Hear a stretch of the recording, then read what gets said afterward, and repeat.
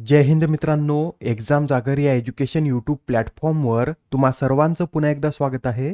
मित्रांनो, या आधीच्या सत्रामध्ये तुमच्यासाठीचा प्रश्न होता, पहिल्या वैश्विक प्रवासी महिला कबड्डी लीगचं आयोजन कोठे करण्यात येणार आहे? या प्रश्नाचं योग्य उत्तर आहे पर्याय क्रमांक 3, म्हणजेच पहिल्या वैश्विक प्रवासी महिला कबड्डी लीगचं आयोजन हरियाणा या राज्यामध्ये करण्यात येणार आहे. ही कबड्डी स्पर्धा पुढच्या महिन्यामध्ये आयोजित होणार असून यात 15हून अधिक देश सहभागी होणार आहेत.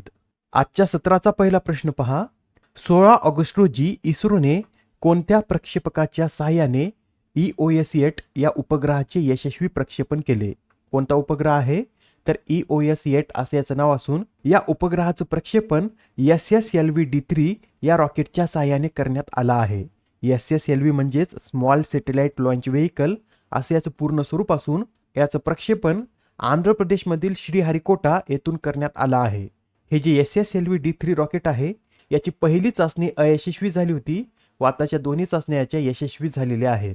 आता या यशस्वी प्रक्षेपणामुळे भारताला कमी वजनाच्या उपग्रहाच्या प्रक्षेपणासाठी एक नवीन प्रक्षेपक मिळाला आहे. बरं, या रॉकेटचा आपल्याला फायदा काय होईल? तर मित्रांनो, सध्या आपल्या भारताकडे PSLV, GSLV Mk2 व GSLV Mk3 हे 300 ते 600 टन वजनांचे रॉकेट आहेत व हे जे रॉकेट आहेत हे 2 टन ते 6 टन म्हणजेच 2000 ते 6000 वजनाचे उपग्रह प्रक्षेपित करू शकतात. समजा आपल्याला 100 किलोचा उपग्रह पाठवायचा असेल तरी आपल्याला याच रॉकेटचा उपयोग घ्यावा लागतो. त्यामुळे आपलं मनुष्यबळ, वेळ आणि पैसा अधिक खर्च होतो. याच प्रश्नांवर उत्तर म्हणून इस्रोने हे SSLV रॉकेट तयार केलं आहे. सध्याचे हे जे 3 रॉकेट आहेत यावरून एखादा सॅटेलाइट लॉन्च करायचं म्हणलं तर या रॉकेटच्या सेटअपसाठीच जवळपास 45 दिवस लागतात व हे रॉकेट अवाढव्य असल्यामुळे या 3 रॉकेटसाठी मनुष्यबळ सुद्धा अधिक लागतं. पण हे जे SSLV रॉकेट आहे हे फक्त 120 टनाचं रॉकेट असून याचं सेटअप 7 ते 10 कर्मचारी मिळून अवघ्या 10 दिवसात करू शकतात. सध्या मार्केटमध्ये सुद्धा अर्थ ऑब्झर्वेशन सॅटेलाइटची मागणी वाढत आहे. हे जे सॅटेलाइट्स असतात यांचं वजन 500 किलोग्राम पर्यंतच असतं, पण यांच्या प्रक्षेपणासाठीच अधिक खर्च होतो. पण आता या SSLV रॉकेटमुळे या खर्चात सुद्धा बचत होणार आहे. या रॉकेटची उंची 34 मीटर तर व्यास हा 2 मीटर इतका आहे.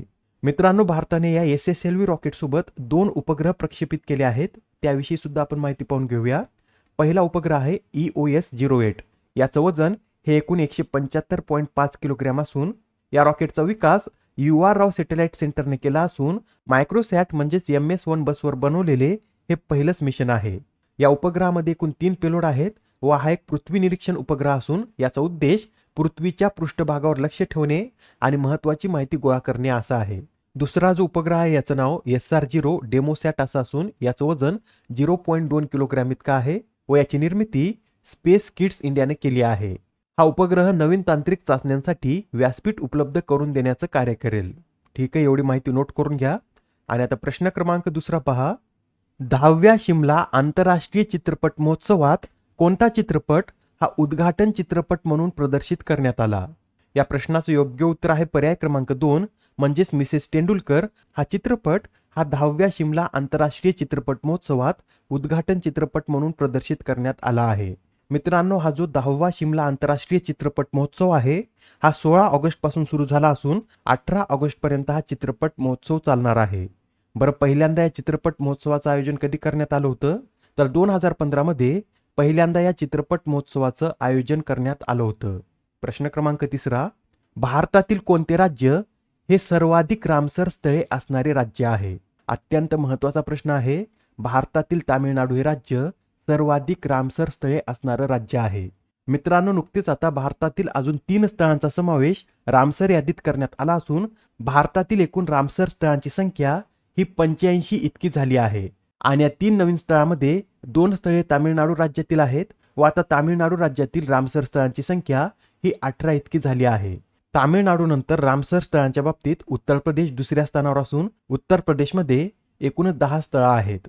आता ज्या 3 स्थळांचा समावेश करण्यात आला आहे त्यांची नावे सुद्धा आपण पाहून घेऊयात. या स्थळांमध्ये तामिळनाडूमधील नांजरायन पक्षी अभयारण्य आणि काजुएली पक्षी अभयारण्याचा समावेश आहे व मध्य प्रदेश राज्यातील तवा जलाशयाचा सुद्धा या रामसर यादीत समावेश करण्यात आला आहे. आता या रामसर कराराविषयी सांगायचं झालं तर हा करार 2 फेब्रुवारी 1971 रोजी इराणमधील रामसर येथे करण्यात आला होता. त्यासाठी या कराराला रामसर करार या नावानं ओळखलं जातं. हा करार 1971 रोजी करण्यात आला असला तर याची अंमलबजावणी 21 डिसेंबर 1975 पासून झाली आहे. बरं, भारताने या करारावर कधी स्वाक्षरी केली? तर 1 फेब्रुवारी 1982 रोजी भारताने या करारावर स्वाक्षरी केली आहे. बरं, भारतातील पहिले रामसर स्थळे कोणते आहेत? तर चिल्का सरोवर आणि केवलादेव राष्ट्रीय उद्यान हे भारतातील पहिले रामसर स्थळे आहेत. आणि भारतातील सर्वात मोठे रामसर स्थळ हे सुंदरबन, तर सर्वात लहान रामसर स्थळ हे रेणुका वेटलँड आहे.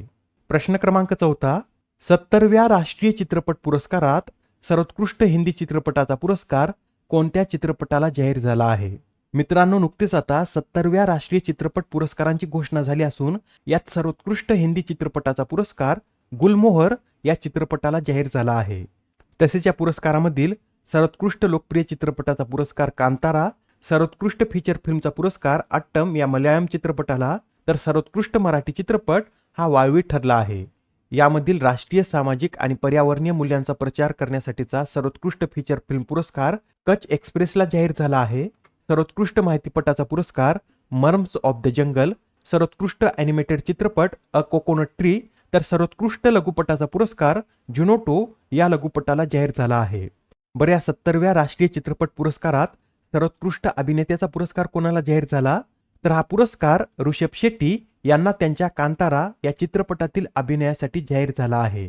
तसेच यामधील सर्वोत्कृष्ट अभिनेत्रीचा पुरस्कार नित्या मेनन आणि मानसी पारेख यांना जाहीर झाला आहे. सर्वोत्कृष्ट सहाय्यक अभिनेत्याचा पुरस्कार पवन राज मल्होत्रा, तर सर्वोत्कृष्ट सहाय्यक अभिनेत्रीचा पुरस्कार नीना गुप्ता, सर्वोत्कृष्ट दिग्दर्शन सूरज आर बडजाता, सर्वोत्कृष्ट बालकलाकार श्रीपत, सर्वोत्कृष्ट मेल सिंगर अरिजित सिंग, तर फिमेलमध्ये बॉम्बे जयश्री यांना पुरस्कार जाहीर झाला. तर सर्वोत्तम म्युझिक डायरेक्टरचा पुरस्कार प्रीतम यांना जाहीर झाला आहे. हे जे सर्व पुरस्कार आहेत हे 2022 मध्ये रिलीज चित्रपटांना जाहीर झाले आहेत. बरं, या राष्ट्रीय चित्रपट पुरस्काराची सुरुवात कधी झाली होती? तर हे पुरस्कार 1954 पासून देण्यात येत आहेत. नेक्स्ट क्वेश्चन पहा. तिसऱ्या व्हॉइस ऑफ ग्लोबल साऊथ शिखर परिषदेचं आयोजन कोणत्या देशात करण्यात येणार आहे? तर ही जी तिसरी व्हॉइस ऑफ ग्लोबल साऊथ शिखर परिषद आहे ही आपल्या भारतात आयोजित करण्यात येणार आहे. आणि मित्रांनो, या आधीच्या ज्या 2 परिषदा आहेत याचं आयोजन सुद्धा आपल्या भारतातच करण्यात आलं होतं. ही जी तिसरी व्हॉइस ऑफ ग्लोबल साऊथ शिखर परिषद आहे ही 17 ऑगस्ट रोजी पार पडेल व या परिषदेची थीम शाश्वत भविष्यासाठी सशक्त ग्लोबल साऊथ अशी आहे. प्रश्न क्रमांक 7, UN मध्ये भारताचे नवीन राजदूत म्हणून कोणाची नियुक्ती करण्यात आली? तर आता UN मध्ये भारताचे नवीन राजदूत म्हणून पी हरीश यांची नियुक्ती करण्यात आली आहे. मित्रांनो, याआधी रुचिरा कंबोज या भारताच्या UN मधील राजदूत होत्या, पण त्या निवृत्त झाल्यापासून हे पद रिक्तच आहे व आता त्यावर पी हरीश यांची नियुक्ती करण्यात आली आहे. पी हरीश हे 1990च्या बॅचचे भारतीय परराष्ट्र सेवा अधिकारी असून ते सध्या जर्मनीमध्ये भारताचे राजदूत म्हणून कार्यरत आहेत. त्यांनी 2016 ते 2019 पर्यंत व्हिएतनाममध्ये भारताचे राजदूत म्हणून देखील कार्य केलं होतं व 2007 ते 2012 पर्यंत ते भारताच्या उपराष्ट्रपतींचे संयुक्त सचिव आणि विशेष कर्तव्य अधिकारी देखील होते. पी हरीश यांनी G20, G7, ब्रिक्स, IBSA या संघटनांच्या परिषदामध्ये भारतीय शेर्पा म्हणून देखील कार्य केलं होतं. आता हा प्रश्न पहा. अलीकडेच चर्चेत असलेले प्रमोद भगत हे कोणत्या खेळाशी संबंधित आहेत? या प्रश्नाचं योग्य उत्तर आहे पर्याय क्रमांक 3 म्हणजेच प्रमोद भगत हे बॅडमिंटन या खेळाशी संबंधित आहेत. व सध्या ते चर्चेमध्ये का आले आहेत? तर नुकतेच आता बॅडमिंटन वर्ल्ड फेडरेशनने डोपिंग विरोधी नियमांचे उल्लंघन केल्याबद्दल भगत यांना 18 महिन्यांसाठी निलंबित केलं आहे. यामुळे आता प्रमोद भगत हे पॅरिस पॅरा ऑलिम्पिकमध्ये सुद्धा सहभागी होऊ शकणार नाहीत. प्रमोद भगत हे भारताचे एक महत्त्वाचे खेळाडू आहेत. त्यांनी 2020च्या टोकियो पॅरा ऑलिम्पिकमध्ये सुवर्ण पदक जिंकलं होतं. त्यासाठी हे नाव महत्त्वाचं आहे, लक्षात ठेवा. प्रमोद भगत हे बॅडमिंटन या खेळाशी संबंधित आहेत.